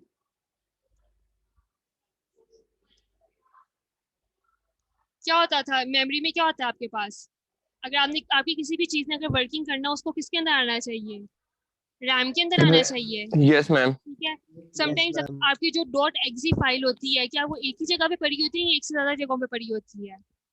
जो .exe आपकी एक से फाइल ज्यादा होती है ना जगह वो पे मैम पड़ी होती एक ही लोकेशन के ऊपर पड़ी होती है, लेकिन उससे पहले जब हम कोड को कन्वर्ट कर रहे होते हैं, सारा काम किसके अंदर हो रहा होता है, वर्किंग एरिया के अंदर। ठीक है, तो हो सकता है आपका कुछ इंस्ट्रक्शन जो है वो इधर पड़ी हो, कुछ इंस्ट्रक्शन आपकी मेमोरी के अंदर इधर पड़ी हो, जैसे 0 से लेके 3 तक हमने रखवाई हुई थी, दूसरी हमने रखवाई हुई थी 4 से 7 तक। ठीक है, इधर आपके इधर ए पड़ा हो आपका और इधर बी पड़ा हो और कहीं और आपकी जो, और जब उसको एडिशन करना है तो वो इधर कहीं जाके वो क्या कर रहा हो, ये कंकैटिनेट ना हो आपकी मेमोरी। ठीक है, अब क्या करते हैं, जब हम .exe फाइल बनाते हैं ना, उसमें हम क्या कर देते हैं कि इस कोड को हम एब्सोल्यूट कोड में कर देते हैं कि ये एक मेमोरी की लोकेशन है, लेट्स सपोज 8 से लेके कोई भी। ठीक है, इधर हमारा ये कोड जो है ना ये लोड होगा, ये एब्सोल्यूट है कि ये यहीं पे होगा, हमारे पास ये रीलोकेटेबल नहीं है, हम इसकी हम मैपिंग नहीं कर सकते। कुछ याद है ना आपके पास वो पेज टेबल भी होता था, आपके पास एक लॉजिकल एड्रेस होता है, एक फिजिकल एड्रेस होता है, जिसके अकॉर्डिंगली आप मेमोरी के यस ऊपर इसको मैम। क्या करते हैं, मैप करते हैं। बेसिकली हमने काम ये यही किया है कि जो आपकी ये वाली इंस्ट्रक्शंस थी ना, ये क्या थी, रीलोकेटेबल इंस्ट्रक्शंस थी। ठीक है, अब जब उसको वो लेट्स सपोज अगर उसको हमने लोकेट करना है ना, उसको जो मेमोरी मिल गई है वो एड्रेस क्या है, ये है, यहाँ पे हमने सारी एक्जी फाइल को क्या करना है, स्टोर करवाना है। तो जो इंस्ट्रक्शन हमारे पास स्टोर थी 0 के ऊपर, ए जो स्टोर था उसके अंदर हमने क्या की, ये वैल्यू जो है इसको ऐड किया, वो एड्रेस क्या बन गया 15। और ये जो हमारी ये वाली इंस्ट्रक्शन थी बी वाली, ठीक है, ये वाली इंस्ट्रक्शन को जब हमने इसके अंदर ये लोकेशन की वैल्यू जो थी हमारे पास, एड्रेस जो था, इसको हमने ऐड किया तो हमारे पास ये क्या बन गई 19, ये वाला एड्रेस आ गया हमारे पास। अब ये हमारे पास क्या है, ये एक मशीन कोड है जो क्या है, एब्सोल्यूट है। अब ये रीलोकेटेबल नहीं है। आप लोगों को कंफ्यूजन इस चीज की हो रही है क्योंकि आपको समझ नहीं आ रही कि एब्सोल्यूट मैं किसको कह रही हूँ और रीलोकेटेबल किसको कह रही हूँ। एब्सोल्यूट का मतलब ये है कि अब इसको हम यहाँ से चेंज नहीं कर सकते, अब ये एब्सोल्यूट है, यहीं से इसकी एग्जीक्यूशन जो है वो स्टार्ट होगी, जिस तरह से आपकी एक्जी फाइल की होती है जो मेमोरी के अंदर एक बार लोड हो जाती है और वहीं से इंस्ट्रक्शन 1 2 3 4 करके आपकी इंस्ट्रक्शन जो है वो एग्जीक्यूट करना जो है ये स्टार्ट करती है। अब ये जिन मैम बच्चों को एक और समझ क्वेश्चन था, एक, हाँ जो जी, जो हम एल है और हमारा जो ऑप कोड है दोनों 8 बिट्स होंगे। अच्छा, ये जरूरी नहीं है कि आपकी 8 बिट के अंदर ही रिप्रेजेंटेशन हो, समटाइम्स ये हार्डवेयर के अकॉर्डिंगली भी क्या करता है, वेरी करता है कि आपका 32 बिट सिस्टम है या 64 बिट ऑपरेटिंग सिस्टम है। मैम नहीं, अब इस एग्जांपल नहीं, मैं वैसे सोच रहा हूं, जैसे इस एग्जांपल में ऑप कोड 8 था तो हमारे पे एब्सोल्यूट कोड भी 8 आया। अगर कोई हम्म और एग्जांपल आएगी तो उसमें अगर हम एज्यूम करें ऑप कोड हमारा 16 बिट है, तो जो हमारा एब्सोल्यूट कोड होगा वो भी 16 बिट ही होगा ना, या वो 8 बिट होगा? हाँ जी हाँ जी। मतलब अच्छा दोनों की बिट सेम हाँ होती है।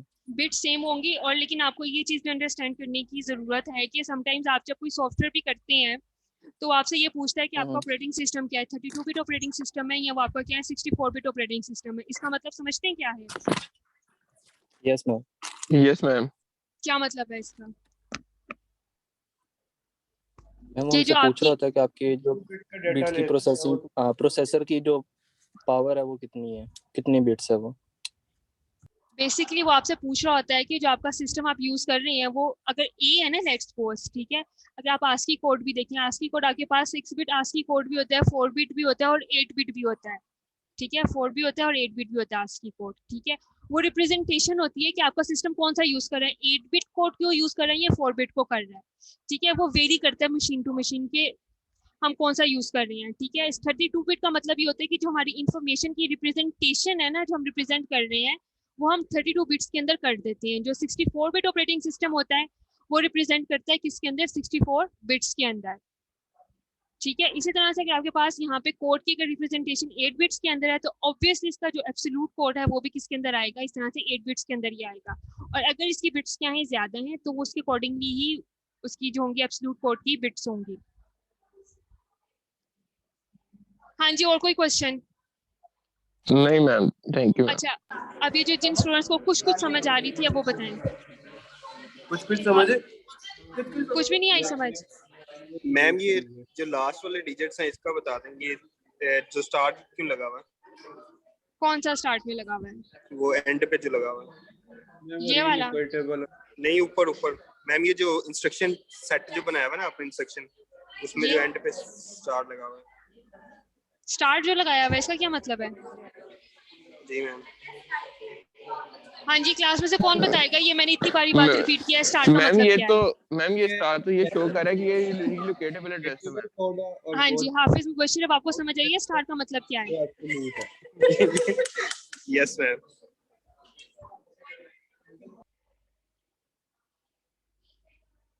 हाँ जी, जो बाकी स्टूडेंट्स होंगे समझ आई है? Yes ma'am.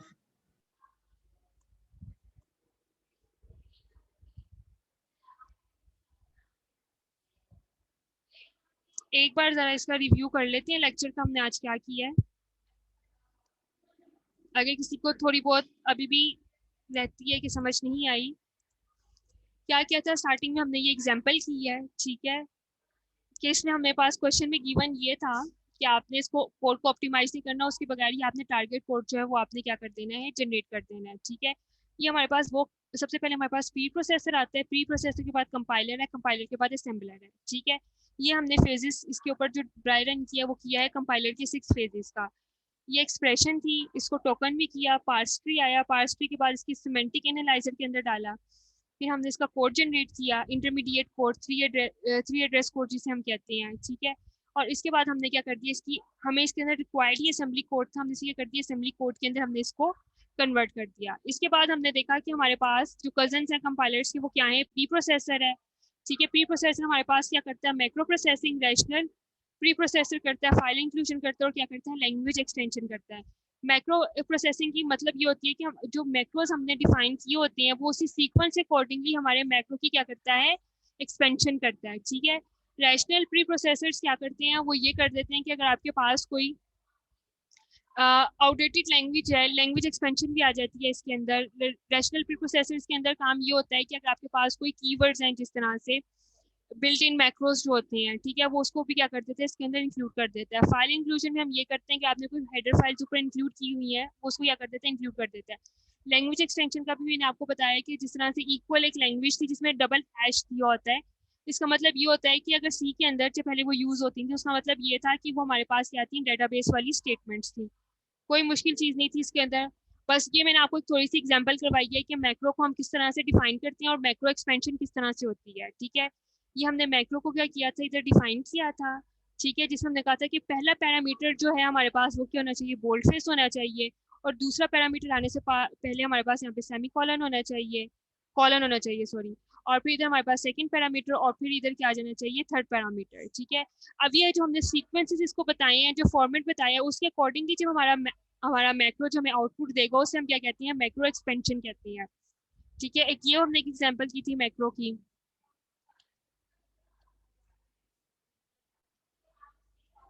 फिर हमने देखा था कंपाइलर के फेजेस भी हमने देख लिए, प्री प्रोसेसर भी हमने देख लिया। उसके बाद हमारा पास जो कोड आ जाता है असेंबली लैंग्वेज का, जो कोड हम टारगेट कोड जनरेट करते हैं उसको उसके बाद से गुजारा जाता है असेंबलर में। असेंबलर में से क्यों गुजारा जाता है, क्योंकि हमें चाहिए होता है मशीन कोड।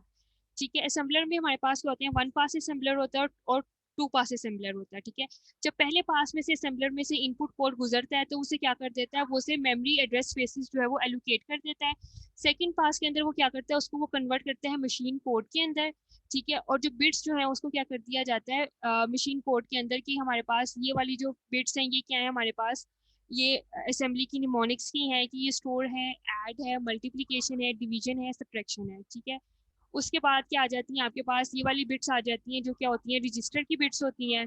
अगर आपके पास एक से ज़्यादा रजिस्टर यूज़ हो रहे हो तो ऑब्वियसली ये बिट्स क्या हैं, ये चेंज आएंगी, R2 की जगह बिट जो है वो चेंज आएगी। इसके बाद जो हमारे पास बिट्स आ जाती हैं वो क्या है हमारे पास, ये मोड बिट्स होती हैं हमारे पास, जिसको हम क्या कहते हैं, हमारे पास 2 तरह के मोड्स होते हैं, एक ऑर्डिनरी मोड है और एक मोड हमारे पास क्या है जिसे हम क्या कहते हैं, इमीडिएट मोड है। ऑर्डिनरी मोड आपके पास वो है जिसमें आपके पास इंस्ट्रक्शन है स्टोर करने वाली, मूव करने वाली या लोड करने वाली।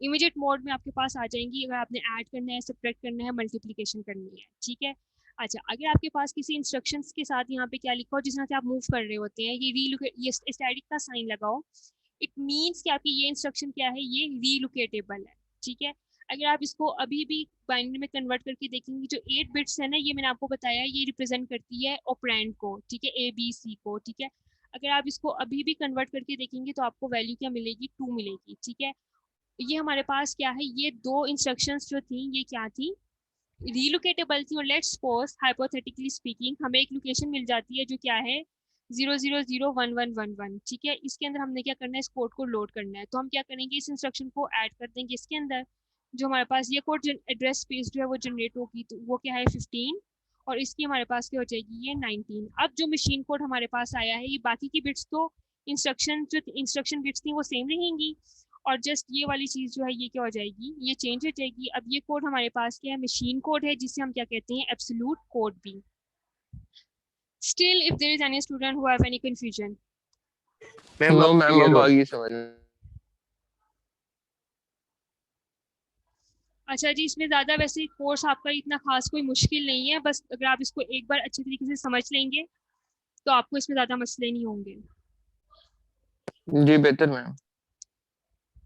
मैम बस एक लास्ट क्वेश्चन था जो आपने क्लास एक्टिविटी दी थी, उसमें टी जो था वो 3 दफा यूज हुआ था, तो उसको हम एक ही आइडेंटिफायर कंसीडर करेंगे ना? मैंने आपको क्लास एक्टिविटी दी थी, हाँ जी, आप एक ही आइडेंटिफायर यूज करेंगे उसके अंदर, ठीक है, क्योंकि टी की वैल्यू सेम रहेगी। मैं भी अपलोड किधर कर ले क्लास एक्टिविटी, क्योंकि उधर एलएमएस तो बना नहीं हुआ अभी तक। एलएमएस तो मैंने कर दिया बच्चे अपलोड, देख लेता हूं उसका ना मैंने ये लेबल बना दिया, उसके अंदर आपने ना इसको अपलोड करना है। ओके मैम काइंडली एक कोर्स हाइब्रिड करवाने का जरा बात देख लें एक दफा, अगर ये हो सकता है तो। भाई आपने हाइब्रिड में भी नहीं पढ़ना यार, पर्सनल ना हो एक दूसरे के साथ। मैम को जो बात वो कह रहा सही कह रहा। स्टार्टिंग लेक्चर के स्टार्ट में मैंने आपको क्या बात बताई, मैंने नाम लोड कर लेनी है, अरबाज पर एक हामिद का है, जिन्होंने क्लास में मैंने आपको मना किया आपने बीच में बात नहीं करनी, आपकी जो पर्सनल बातें हैं बाद में, अरबाज और हामिद। मैं तो अरबाज को मना कर रहा हूँ, उधर से पर्सनल हो रहा था। मैं हाँ चले, अरबाज का नाम मैं नोट कर लेती हूँ। ठीक है अरबाज, मैं मर्जी वाली बात है, मर्जी वाली बात समझ आइए आपको। नेक्स्ट क्लास में आपने रिव्यू करना है। यस मैम, डन मैम, इंशाल्लाह मैम।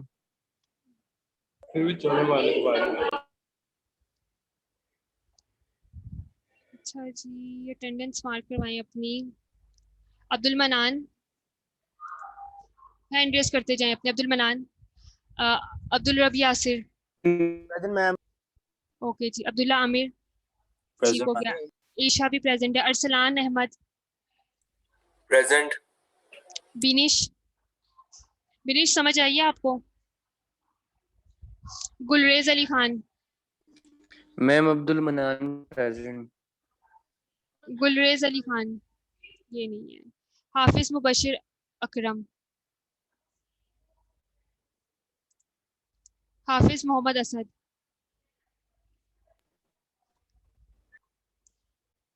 मुबशिर अकरम प्रेजेंट है, असद नहीं प्रेजेंट। हमजा सत्तार, हमजा सत्तार नहीं है प्रेजेंट। हमजा यासिर मलिक, हारिस आमिर, प्रेजेंट। हारिस आपको समझ आई है? हाँ जी आ गई। खाकान अहमद,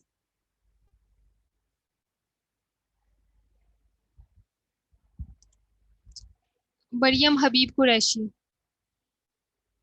मरियम आपको समझ आई है? मिर्जा उस्मान अरशद, जी ma'am. Mirza Usman Arshad, Mohammad Usama Naeem,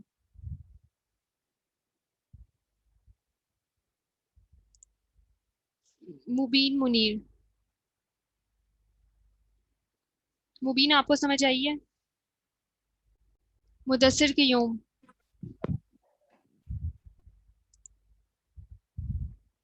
Mohammad Abdul Rehman, yes ma'am.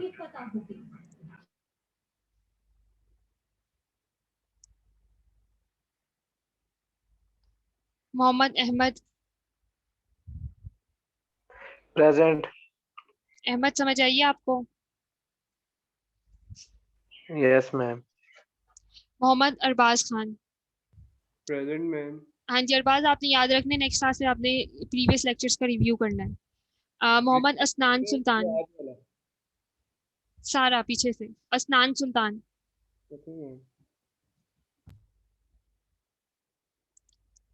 Mohammad Hamid Rizwan, present ma'am. ठीक हो गया। Mohammad Hamza Aslam, present ma'am. की तरह हम, अच्छा ठीक है। हमजा समझ आ गई है अब आपको लेक्चर की? यस मैम आ गई। Mohammad Hamza Shafiq,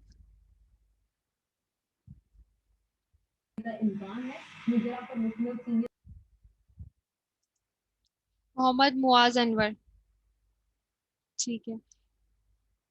Mohammad Sadul Ashraf, present ma'am. अच्छा ठीक है। मोहम्मद शाहजेब अली, मोहम्मद शरियार बिन रियाज, मोहम्मद उसामा वहीद, शरियार प्रेजेंट है। हाँ उसामा वहीद, यलमाज, ठीक है। नसीबुल्ला खान, उबैदुर रहमान, उसामा वहीद प्रेजेंट है, उबैदुर रहमान भी है। उसामा तारिक, हाँ जी उसामा समझ आई है लेक्चर की? Rana Mohammad Junaid Shahid, yes ma'am. Ma'am. Saud Jamshed, yes ma'am. Shabana Mushtaq, ठीक हो गया। Shoaib Gill, Mujtaba Ali, yes ma'am present. Urooj Arshad, ठीक है। Usman Basharat, Usman Basharat, Wali present ma'am. Wali, present Usman Basharat. हाँ जी उस्मान समझ आई है आपको लेक्चर की? Yes ma'am. Waleed Razzaq,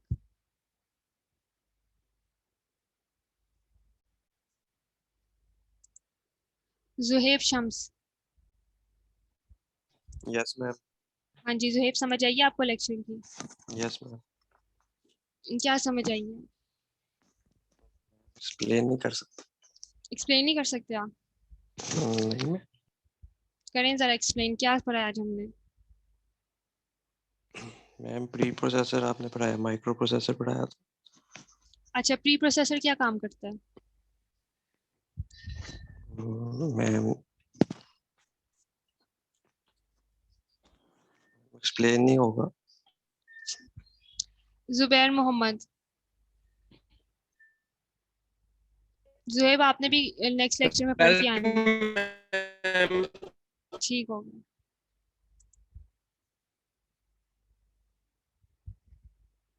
okay जी class, that's it for today. Allah हाफिज। मैम आपने मेरा नाम नहीं कॉल किया। किसका बच्चे, किसका नाम नहीं मैंने असद बोला? औरंगजेब। असद आपका शायद मुझे यहाँ एक मिनट में। मोहम्मद असद, अच्छा ठीक है। आपका नहीं, ये हाफिज मोहम्मद असद है, यही आपका नाम मैम है? मैम असद 242 औरंगजेब है। 242 242 मैम में तो Hafiz Mohammad yes Asad ma'am ma'am 242।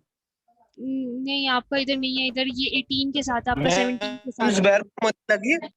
हाँ जी, जुबैर आपकी लग गई है। बाकी बच्चे लीव कर सकते हैं। असद आप रही हैं प्लीज जरा। Okay ma'am. असद नहीं है, आपका नाम ही नहीं है इधर। आप इसी मैम इसी इसी सेक्शन में इनरोल्ड हो आप? Yes ma'am. नहीं, आपका नाम नहीं है इधर। मैम मुझे मेल भी आती है आपकी।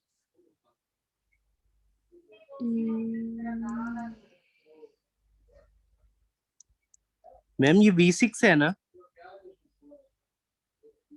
हाँ जी, एक मिनट। 17266। नहीं बच्चे, आपका नहीं है इधर।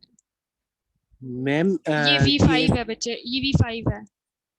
मैम मुझे आपकी मेल भी आती है, इन्होंने मेरा सेक्शन चेंज कर दिया खुद ही। खुद ही कर दिया चेंज? मैंने उनसे जाके, हाँ उनसे जाके ना पूछें, ये जो नुमान खलील है या जो अजहर तहजीब है, ठीक है, उनसे जाके पूछें कि आप ए पोर्टल के ऊपर इधर नहीं है आप इनरोल्ड, ठीक है, लेकिन आपको ईमेल भी आती है और आप इस सेक्शन में हैं, ठीक है। उनसे पूछें कि आपका सेक्शन कौन सा है। मैम मैंने आपने एनरोल किया था लेकिन इन्होंने चेंज कर दिया। मैम इसका चेंज हो गया V6 में, नबील साबिर के पास सर, ऑटोमेटिकली चेंज कर रहे हैं। ये जाके ना आप उनसे ना बात कर लें, चलिए ठीक है मैम। ठीक है। ओके, हाँ जी।